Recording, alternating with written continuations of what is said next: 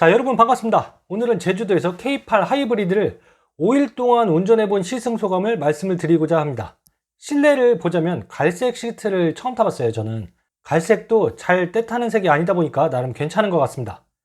그리고 일단 자리에 앉으면 실내가 넓긴 넓은데 K9 같은 대형 승용차 같은 느낌은 아니고 그랜저 같은 실내 크기? 넓긴 넓은데 뭐 대형은 아니에요.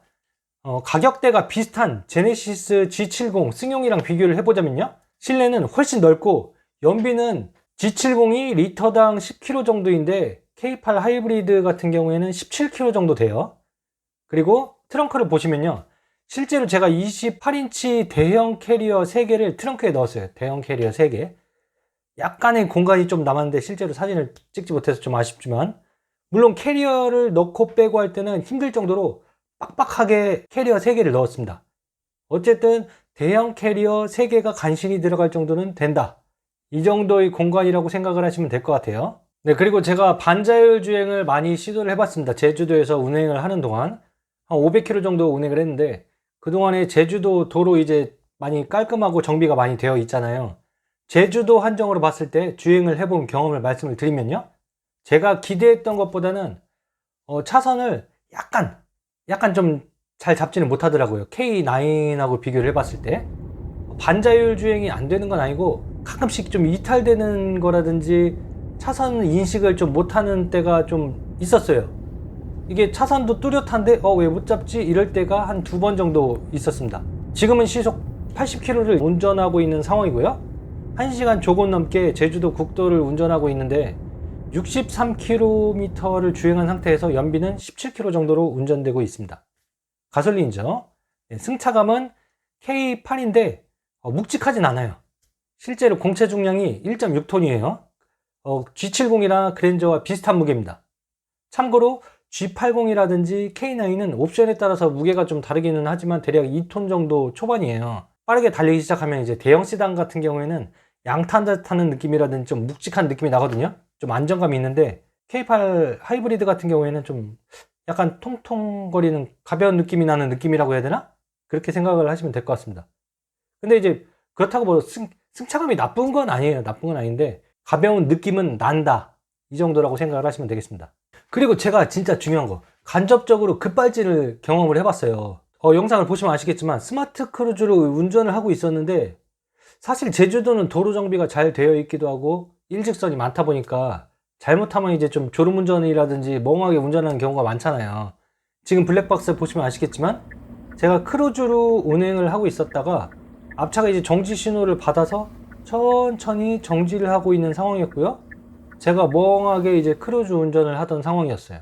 그러다가 앞차가 멈추는 걸 보고 저도 보뜩 정신이 들어가지고 브레이크를 꽉 눌렀거든요.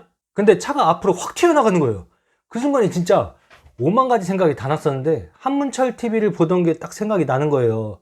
급발진인 줄 알았는데 나중에 이제 브레이크 블랙박스 있잖아요. 그거를 확인해 보니까 악셀을 밟고 있었다는 영상이 갑자기 생각이 나는 겁니다.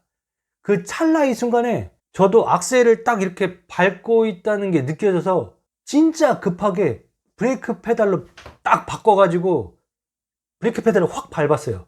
그제서야 진짜 브레이크를 밟은 거죠.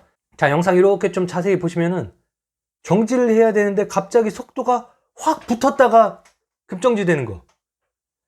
이 상황 겪어보니까 진짜 급발진이 실제로 급발진하는 경우도 있을 수 있겠지만 내 착각으로 인해서, 내 오조작으로 인해서 급발진이라고 느끼는 경우도 있구나, 이런 생각이 들었습니다.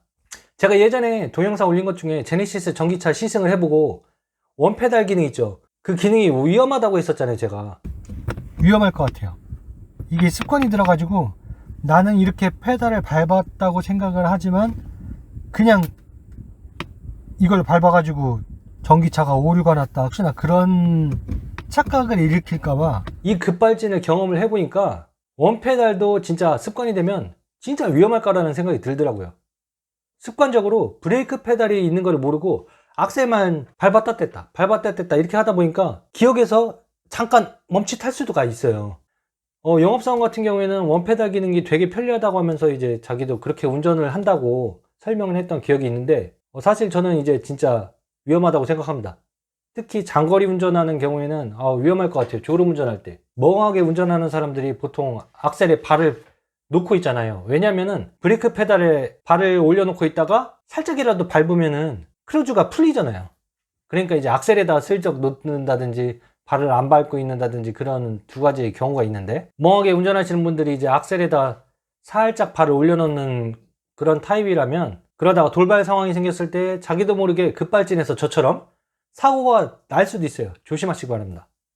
아무튼 여행하실 때 졸음운전하지 마시고요. 저처럼. 아무튼 즐거운 여행 되시고요. 이 영상이 여러분에게 도움이 되신다면 좋아요 한번 눌러주시고요. 다음 영상에서도 도움이 되는 영상으로 찾아뵙겠습니다. 감사합니다.